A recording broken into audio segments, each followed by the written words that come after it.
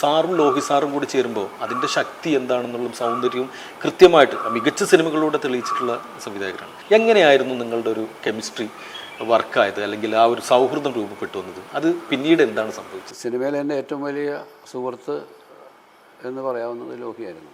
ഒരുപാട് സുഹൃത്തുക്കളുണ്ട്, പക്ഷേ വളരെ കൂടുതൽ സമയം ഒരുമിച്ചിരിക്കുകയും ഒരുമിച്ച് ഒരേ സ്ഥലത്ത് താമസിക്കുകയും ഒരുമിച്ച് സഞ്ചരിക്കുകയും ഒരേ ഹോട്ടലുകളിൽ കിടന്നുറങ്ങുകയും ഒരുപാട് കാര്യങ്ങൾ പരസ്പരം കമ്മ്യൂണിക്കേറ്റ് ഒക്കെ ചെയ്ത ഒരാളാണ് ലോഹി. എൻ്റെ കരിയറിലെ ഏറ്റവും വലിയ പ്രധാനപ്പെട്ട ഒരു കാലഘട്ടത്തിൽ എന്നോടൊപ്പം ഉണ്ടായിരുന്ന ഒരാളാണ്. അങ്ങനെ ഒരു കൂട്ടുകെട്ട് രൂപപ്പെടുന്നതിൻ്റെ ഒരു കാരണം ഞങ്ങൾക്ക് പരസ്പരം പറയാതെ പറയുന്ന ഒരു കമ്മ്യൂണിക്കേഷൻ ഞങ്ങളിൽ സംഭവിക്കുന്നുണ്ട്. അതിനാണ് നമ്മൾ കെമിസ്ട്രി എന്നൊക്കെ പറയുന്നത്.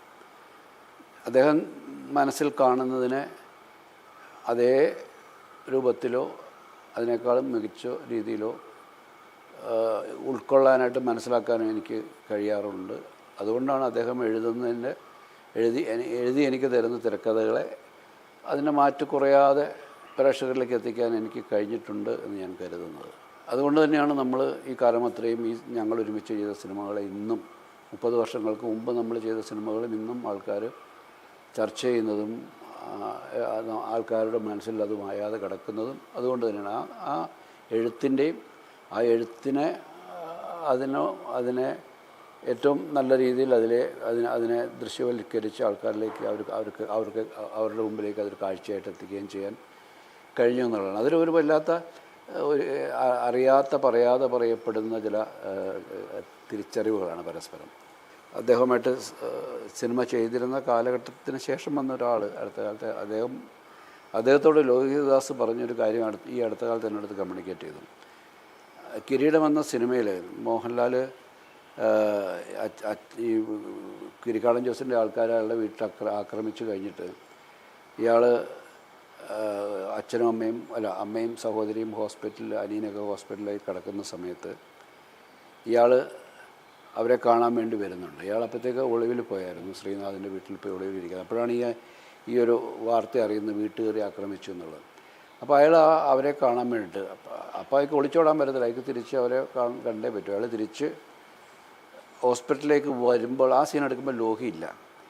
അപ്പോൾ ഒരു കോറിഡോറിൽക്കിടെ ഈ കട്ടിലിൻ്റെ ഒരു വാർഡിൻ്റെ ഉള്ളിലത്തെ കട്ടിലുകളുടെ ഇടയിൽ കൂടി ലാല് വരികയും ചിലവഞ്ചേട്ടനെയും പൊന്നമ്മ ചേച്ചിയും കാണുകയും അച്ഛനെയും അമ്മയും കണ്ടിട്ട്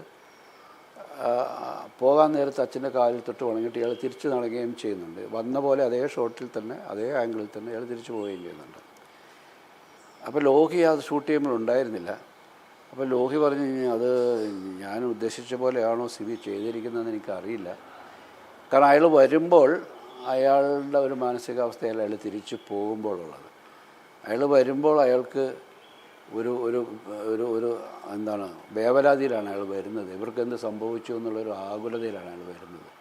ആ നടപ്പിൽ ആ ആകുലത ഉണ്ടാവണം.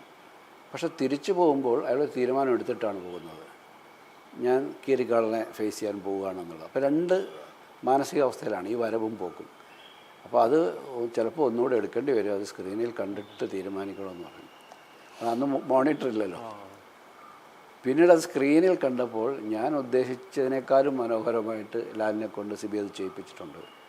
ആ മാറ്റം ഇങ്ങോട്ടുള്ള നടപ്പിലുണ്ടായിരുന്ന ലാലല്ല തിരിച്ചു പോകുന്ന ലാല് എന്നുള്ളത് ആ റഷസ് കാണുമ്പോഴാണ് ലോഹിക്ക് ധൈര്യം ഉണ്ടാകുന്നത്. അപ്പോൾ അത് അങ്ങനെ ഇതെനിക്ക് ഒരിക്കലും ലോഹി എഴുതി വെച്ചിട്ടില്ല, എന്നോട് പറഞ്ഞിട്ടില്ല. ഇയാൾ വരുമ്പോഴുള്ള മനസ്സല്ല ഇയാൾ തിരിച്ചു പോകുമ്പോഴുള്ള മനസ്സെന്നുള്ളത് അത് കമ്മ്യൂണിക്കേറ്റ് ചെയ്യപ്പെടുകയാണ്. അത് എഴുതി പറഞ്ഞിട്ടില്ല, എന്നോട് നേരിട്ട് പറഞ്ഞിട്ടില്ല. അങ്ങനെ സംഭവിക്കുന്നുണ്ട്. പല കാര്യങ്ങളും അങ്ങനെയാണ് സിനിമയുടെ ഓരോ ഘട്ടങ്ങളിലും. നമുക്കെല്ലാം പരസ്പരം ഞങ്ങൾ പറഞ്ഞു വെച്ചിട്ടല്ല ചെയ്യുന്നത്, പറയാതെ പറയുന്ന ഒരുപാട് കാര്യങ്ങൾ ഇതിനകത്ത് സംഭവിക്കുന്നുണ്ട്.